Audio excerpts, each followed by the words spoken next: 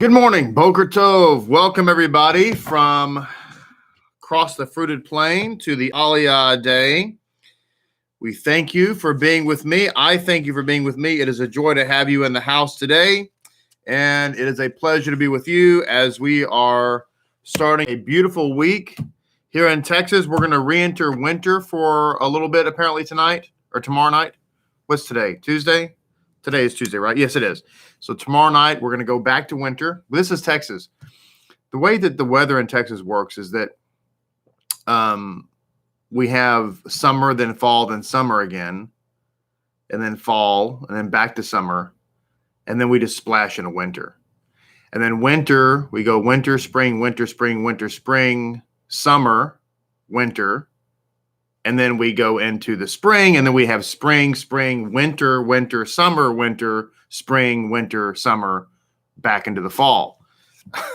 That's pretty much how it goes. But seriously, it's gonna supposed to, we have a frost warning for tomorrow night. So I don't know what in the world. But anyway, it's cold out there, campers. And here we are with Achrei Mot and Kedoshim. So welcome, glad you're here. Everybody watching from across the fruited plain. It's a joy to be with all of you. HaShem is good. HaShem is in control. Ain od milvado. Ain od milvado. There is nothing but HaShem. Everything is in HaShem's hands. He is the great judge of all the earth. He is or if you're in Jamaica, the earth. He is the one who controls everything, and therefore we must look to him, and we must completely and utterly depend upon the holy and blessed be he, Baruch Hashem, amen. It gives us comfort, right? So we don't have to, that's really comforting if you think about it, because you don't have to worry about this one or that one or this scheme or that scheme. You can just focus on Hashem. You can just look to him, and it simplifies things when you have a one person audience. You're talking to Hashem because he controls everything. Reminds me of something General Chesty Puller of the United States Marine Corps, hoorah, said during the Korean War. He said, "We're surrounded. The enemy is all around us." So that simplifies things. We don't have to look for him anyway, right? By the way, the word scheme in our culture insinuates a bad thing, right? Yes, Uriah, we will make sure that mikveh pumps are protected. Yes, sir. We will, in fact. But anyway, back to scheme. So scheme in America, if you say scheme, it insinuates a shady deal, something, bad. What's interesting that in Jamaica, they use scheme probably in its proper definition just to mean a plan or a strategy. So I went into a bank in Jamaica to exchange some currency, and it was just funny to me because there was a big sign in the lobby that said, "Ask us about our latest banking schemes," which you would never say that in America, obviously, because it's like, ask us about our latest shady business practices. But it's just kind of funny culturally how they use the word scheme. That has no relevance to what I want to talk to you about today, but it was funny. All right, so let's look at, we're going to be in the third Aliyah. I know we skipped a bunch yesterday because, we were waxing eloquently, and we're just going to go from there right into the third Aliyah. I was looking for the verse while I'm kind of hesitating here because I was trying to find the verse. I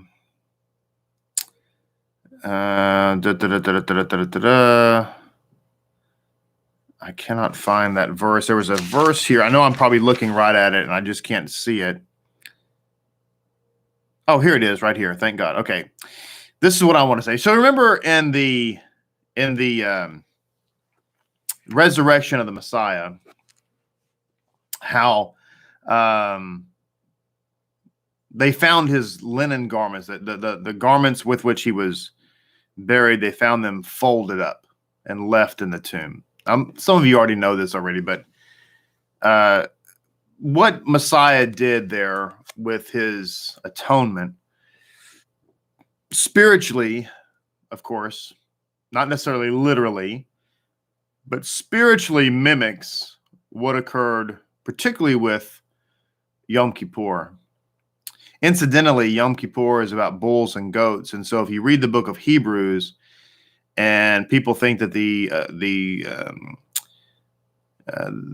perceive, I think it's in chapter 9 in the letter to the Hebrews, but they perceive in there that the writer, the author, whoever it was, we don't really know, but whoever was writing that was suggesting that these sacrifices were done away with, which of course isn't the case. It's curious to me how we just ignore the Bible, which says there will be a third temple with sacrifices. But I digress. But he says in there, it seems to be implying that sacrifices are done away with because he mentions about, the blood of bulls and goats. But if you actually understand that the writer to the letter of Hebrews is writing to people who study the Torah in the synagogue, he doesn't have to spell everything out because he uses euphemisms and things like that a Jewish person would pick up on, particularly that of blood of bulls and goats. What do bulls and goats, what does that talk about? It talks about Yom Kippur. So what he's talking about is that there had to be a once-for-all Akedah. There had to be a once-for-all spiritual offering. But anyway, so the linen garments that Moshiach left in the tomb. So it says here at the conclusion of the Yom Kippur service, Aaron shall come to the tent of meeting. He shall remove the linen vestments that he had worn when entering the sanctuary, and he shall leave them there. So he's going to take his garments and fold them up and leave them inside the sanctuary. He shall immerse himself in the water in a sacred place and don his vestments. He shall go out and perform his own elevation offering, the elevation offering of the people, and shall provide atonement for himself and for the people. So I just want to point that out, that leaving the garments in the tomb was a more or less a spiritual sign that the service of the atonement, the service of the Akedah, had been completed. So let's turn here to the third Aliyah for our double portion, which is actually going to be found on page 647, chapter 17. I tell you what, let's back up. Let's go ahead and back up because we kind of skipped around, as I said. Let's back up to page 645, and we'll just start reading in chapter 17. How about that? And that'll pull us into the third Aliyah and again, kind of give us a running start. Ready? Everybody take a deep breath. Ready, set, go. Hashem spoke to Moshe, saying, speak to Aaron and to his sons and to all the children of Israel and say to them, this is the matter that Hashem has commanded, saying, any man from the house of Israel who will slaughter an ox or a sheep or a goat in the camp, or will slaughter it outside the camp, and he has not brought it to the entrance to the meeting, it is an offering to Hashem before the tabernacle of Adonai. It shall be considered as bloodshed for that man. He has shed blood, and that man shall be cut off from the midst of his people. So this is talking about offering a korban outside the tabernacle, or of course later the temple. If you do such a thing, God forbid, then it's like committing bloodshed. And now many of us have spoken in the past. We've known people, I've never done this, but I've heard of people doing it, where they don't know what they don't know, and they end up sacrificing an animal, a sheep or whatever. Some people have done that for Passover, and they like, look, behold, we're going to sacrifice. And may God forgive them for that. May God forgive their unintentional sin, and may Hashem, have mercy upon them and help them to get into a better place spiritually. The problem with that is twofold. One, we hear in the Torah, we read just now that that's considered bloodshed. In other places, what we have to understand is that when you sacrifice outside of the temple courts or the tabernacle courts, you are in fact sacrificing to demons. Unwittingly, but still you're doing it. So obviously it's really bad. Now, nobody here who's listening to me is going to go off and do a sacrifice, but there have been many people who, are well-meaning, but a little bit, well, I'll tell you what, to be nice, we'll say they're zealous. How about that? They're zealous and they go off and do such a thing and they don't realize how really mal, how really bad that is. So just know that, believe that, trust that. Nobody needs to be out there doing any sacrifices.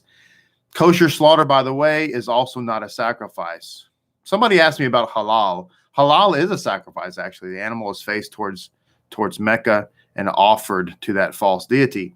That's not so with kosher slaughter. Kosher slaughter has nothing to do with sacrifice. Just thought I'd point that out because that is a question from time to time.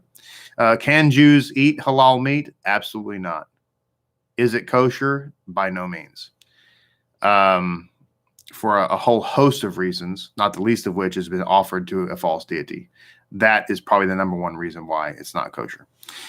So it says in verse 5, so that the children of Israel will bring their feast offerings that they have been slaughtering on the open field, and they shall bring them to Adonai to the entrance of the tent of meeting, to the Kohen, and they shall slaughter them as a peace offering to Adonai. The Kohen shall throw the blood upon the altar of Adonai at the entrance of the tent of meeting, and he shall cause the fast to go up in smoke for a satisfying aroma to Adonai. They shall no longer slaughter their offerings to the demons. Ah, there it is. See?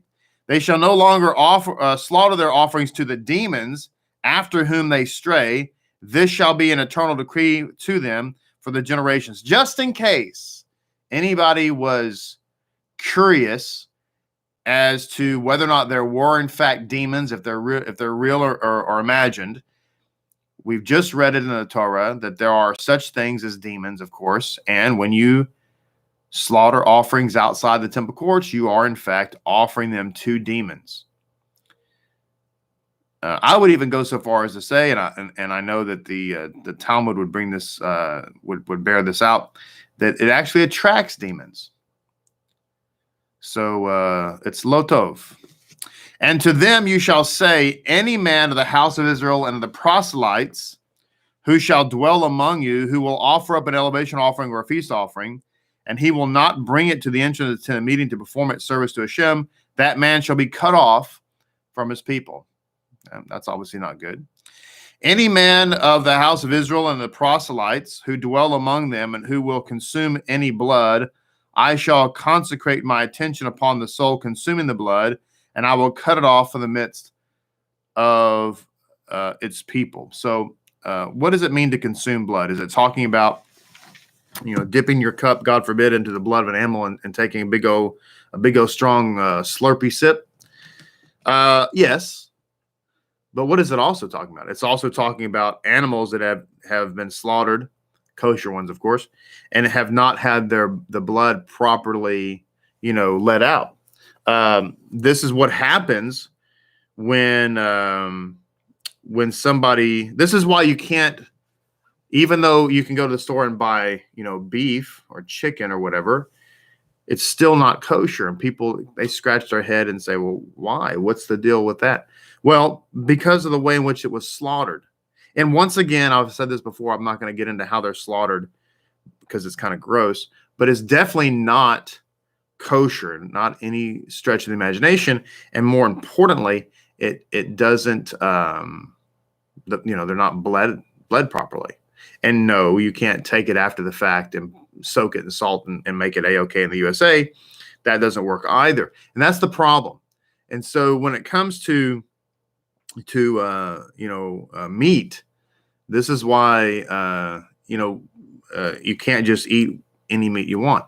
Now, people say, well, what do you do if you live in an area that you just can't get kosher meat? It's really, really hard. Well, and the only option is to order it. You say, well, it's very, very expensive. Yes, it is, particularly to order it. That's unfortunate. I wish it wasn't the case. Well, what do you do then? Well, you eat less meat. You eat fish and vegetables and eggs, things of that nature. You eat less meat. We're used to eating meat at like every single meal, but ladies and gentlemen, it wasn't always like that. Our grandparents and great grandparents didn't have steak and chicken for dinner every night. But in our wealth and abundance, and our particularly in the United States, we're a very prosperous country, thank God, and we've gotten used to that. But ladies and gentlemen, it wasn't always the case. There are people across the world that eat vegetables primarily. They eat fish, a lot of fish, eggs, things of that nature. And that's what you eat. And the same thing in Israel. In Israel, you don't eat meat at every meal. A lot of times you eat meat that's reserved for, special occasions. In other words, you make do. And it's funny to me, not fun. I don't mean funny as like derogatory, but it is interesting if we listen to ourselves. What we act like is some big deal. Like, I can't follow the Torah. What does that mean? I can't eat kosher meat. Why? Well, I can't live my life eating delicious salmon and delicious trout and cod and, tuna and, God, it's terrible. We act like it's, this is when people say, I can't do the Torah. It's like, really, you can't? What does that mean? It means you don't want to. That's really the matter. And I'm not trying to chastise anybody. I'm really not, because I totally get it. But even in our household, it's interesting. We have access to a lot of kosher meat here. We live in the Dallas-Fort Worth area, so it's abundant, it's accessible. Moreover, we can order it in bulk and stuff like that. And yet, ladies and gentlemen, we do not eat a lot of meat at my house. We don't. We eat a lot of fish. We eat a lot of vegetables. We eat meat on, not very often. In fact, I'm just thinking in my head, the last time we had a meat meal at home, it's been at least a week, maybe a week and a half. I don't know. We just don't eat a lot of it. Beyond Burgers, you can get those a lot. If you've never heard of the Beyond Burger, it's a plant-based burger. They're certified kosher. In fact, you probably get them where you live, most likely, and they taste really, really, really, really good. We love them, actually. It's actually better. Not better. Hamburger's great. Don't get me wrong, but we just like them. So the Beyond Burger, stuff like that, Morningstar. I'm not a vegan, and I don't necessarily advocate vegan. Nothing wrong with being vegan. If you're a vegan, fantastic. Bully for you. I'm not. I am very much a carnivore. I'm a carnivore. I'm a pescatarian. I'm a vegetarian. I'm a vegan. I'm all of it, right? I am vegan. I just like to have my vegan food with my meat. So I'm being kind of funny, but you get the point, right? A lot of times what we think we can't do, it's just a matter of changing our mindset and understanding that meat, maybe if you're in a situation where it's challenging to get kosher meat or it's expensive to order it, make it a luxury. Make it something you have on Erev Shabbat, not something you have every single day. You say, well, I don't like fish. I get that. Some people don't like fish. So pray. All right. So it says, for the soul of the flesh is in the blood, and I have assigned it for you upon the altar to provide atonement for your souls. For it is the blood that atones for the soul. Therefore, I've said to the children of Israel, any person among you may not consume blood, and the proselyte who dwells among you may not consume blood. So eating blood is obviously bad, and we don't want to be doing that. Any man of the children of Israel and the proselyte who dwells among them who will trap a beast or bird that may be eaten, he may pour out its blood and cover it with earth. Why do you cover it with earth?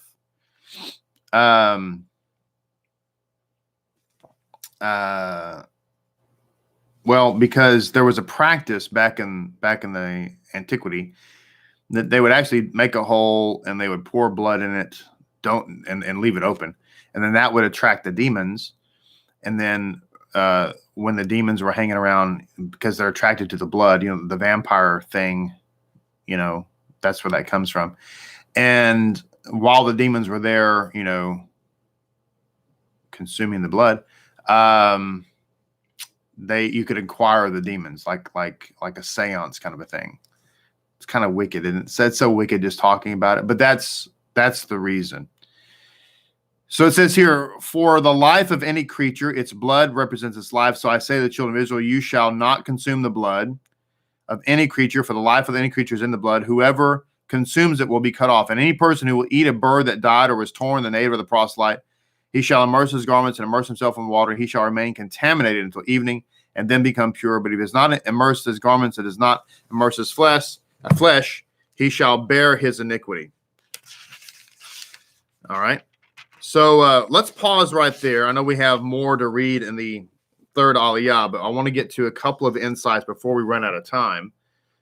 This particularly from, where is it? From the Midrash Tanchuma. I want to get to these insights. I know we have more to read. We're in about to get into chapter 18, but let's look at these insights before we go any further, and we'll see how much time we have left. So it says here in the Midrash Tanchuma to Parshat Achrei Mot, that it says there's a discussion here about Job. And so let's just begin reading here, and I'll get to the point where I wanted to highlight. So it says here, the Holy One blessed be, he said to Job, would I rest my divine presence upon the ark by the word of your mouth, as I did for Aaron?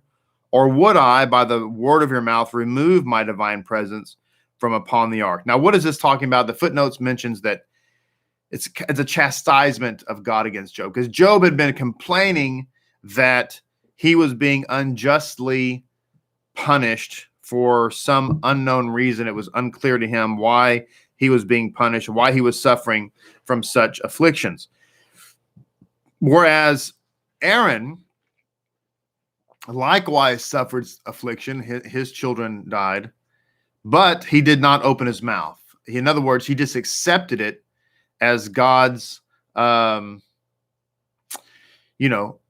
divine judgment, and accepted it that God was doing it as an act of love. And there had to be some reason for God allowing the affliction to come. And so as opposed to Job, Aaron did not reflect upon God. Oh God, why are you doing this? Oh God, what's your deal? Instead, he looked at himself and said, okay, Aaron, what is HaShem trying to do inside of you? As a result of that attitudinal difference, the divine presence rested over the ark. But it goes on to say, dwelling in the clefts of the rock. Remember how Moshe dwelt in the cleft of the rock? This refers to the era of the first Beis HaMikdash, that is the first temple. And lodging refers to the era of the second Beis HaMikdash, where the divine presence dwelled temporarily, as the verse continues, upon rocky cliff and tower. And it was taught there that once the ark had been removed, there was a stone there from the time of the early prophets, and it was called the Shita, or the foundation stone. Why was it called the foundation stone? Rabbi Yosef bar Halafta said it was called the Shita because it was the focal point from which the world was created. Now, this is the stone upon which Isaac laid his life down and was offered as the original Akedah. Why? And then later, of course, that became the altar.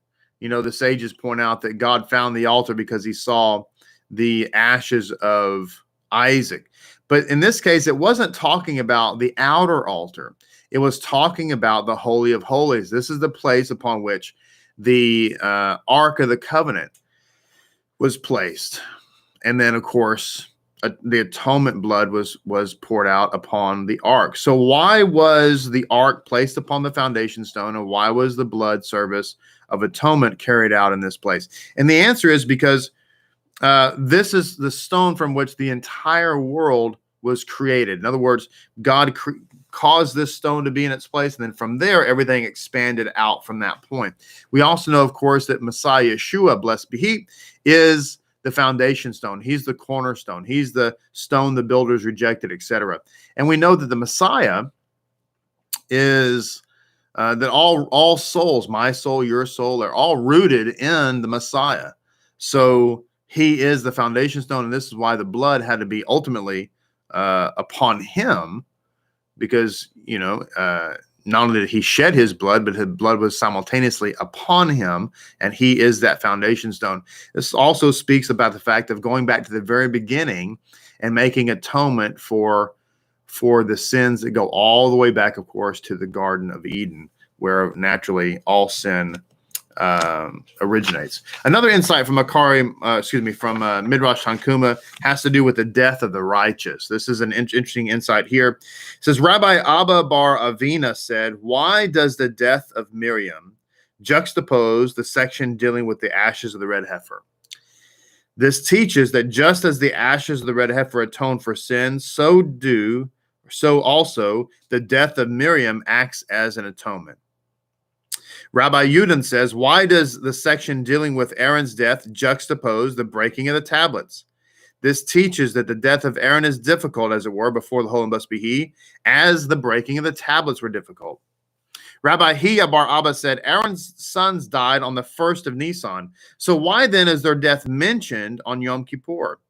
This teaches that just as Yom Kippur serves as an atonement for sins, so too does their death act as an atonement. Where do we derive that Yom Kippur acts as atonement? For it says, for on this day he shall provide atonement for you. So where do we learn that the death of the righteous provide atonement? For it says, they buried the bones of Saul and his son Jonathan in the land of Benjamin and Zeel, the grave of his father Kish. They did all that the king commanded, and God answered the prayers of the land after that. So we see that here is a very much a statement in Judaism that the death of righteous people brings atonement. This is of course a setup for the death of the Messiah bringing atonement. But in this case, the Messiah's death brings atonement not just to his generation, but to all generations, past, present, and future. And even as the Midrash, Yemenite Midrash talks about, that he brings atonement even to those who were stillborn, even to the generation that could have been but wasn't. So his righteous death atones for all. And we're going to come to an insight here in just a minute that's going to really bring that home. Another insight from Achrei Mot from Midrash Tanchuma, it says, the Holy and Blessed be He foresaw that in the future the Beis Hamikdash would be destroyed. So the Holy One, blessed be He, said to Israel, as long as the temple is established and you bring it offerings, it serves as atonement for you. However, during the period when the temple is not established, what will serve as atonement for you? Well, you should become involved in the words of Torah, for they are comparable to the offerings as they serve as atonement for you. As it says, this is the matter. And similarly, the prophet says, take words with you and return to HaShem. The words of Torah are represented by all the different types of offerings.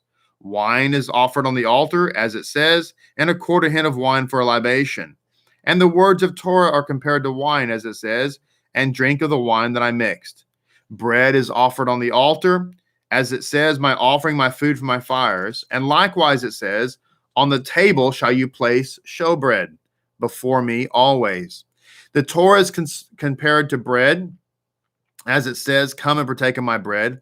Oil is offered on the altar, as it says, fine flour mixed with oil. The Torah is compared to oil, as it says, let your garments always be white and your head never lacking oil.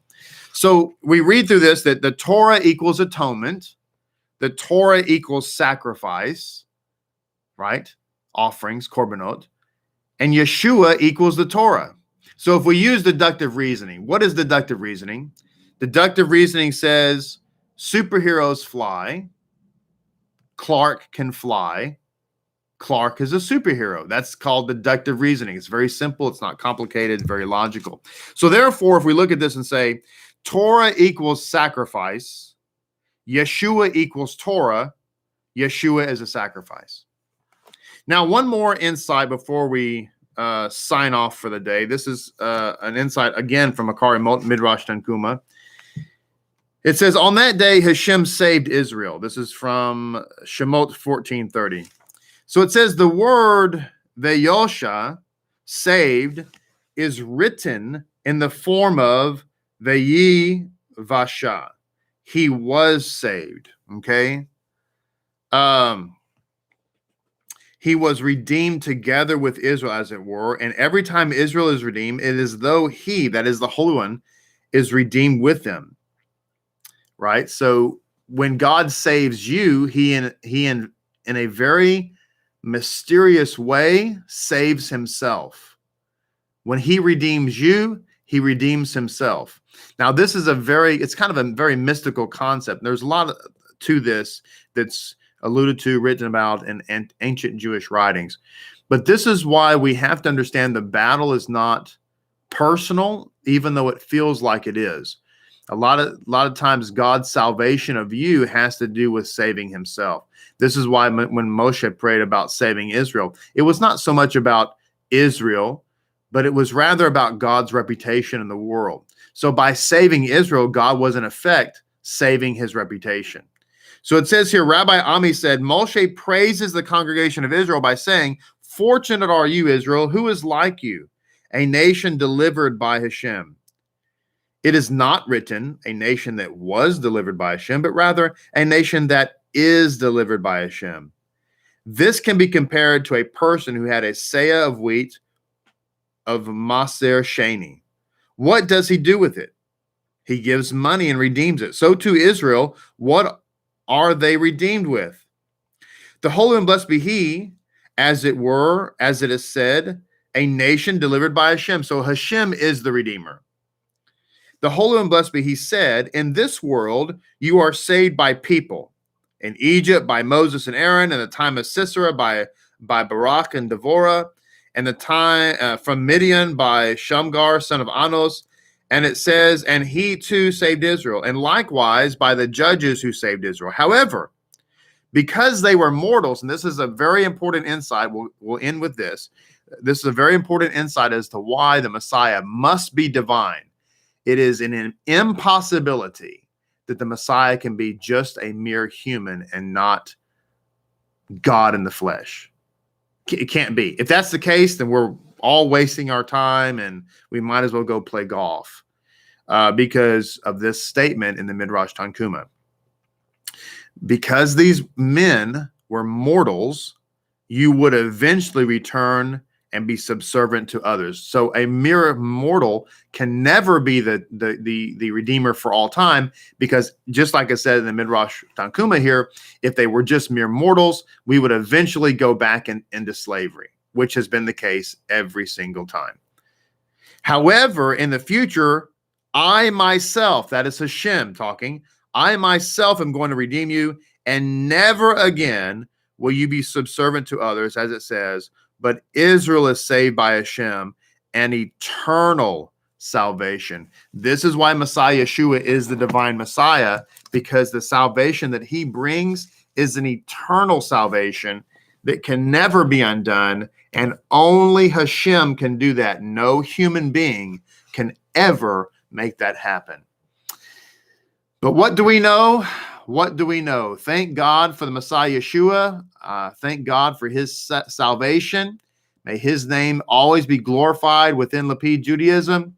May he always be the center of our focus. May his words and his example always be what we follow here forever and for all time. Thank you so much for being with me. It's been a blessing to be with you.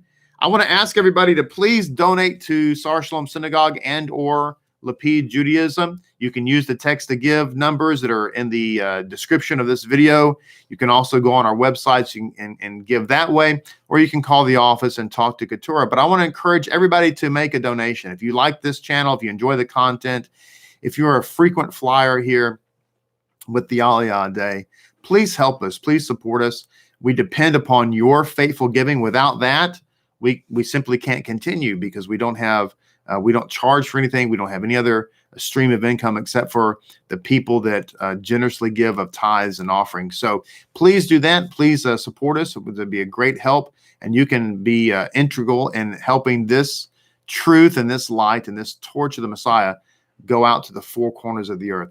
God bless you. We look forward to seeing you tomorrow for the fourth Aliyah. Until then, have a great, beautiful, and amazing day. Shalom Aleichem.